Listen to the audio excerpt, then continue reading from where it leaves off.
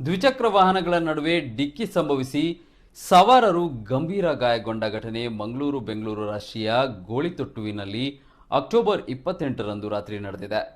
ಅಮ್ರಾಜೆ ನಿವಾಸಿ ಚಂದ್ರಶೇಖರ ಹಾಗೂ ಅವರ ಮಗ ತೇಜಸ್ ಸಂಚಾರ ಮಾಡುತ್ತಿದ್ದ ದ್ವಿಚಕ್ರ ವಾಹನ ಹಾಗೂ ಪಟೇರಿ ನಿವಾಸಿ ಪ್ರಕಾಶ್ ಕೆಎನ್ ಎಂಬವರು ಚಲಾಯಿಸುತ್ತಿದ್ದ ದ್ವಿಚಕ್ರ ವಾಹನದ ಮಧ್ಯೆ ಅಪಘಾತ ಸಂಭವಿಸಿದೆ.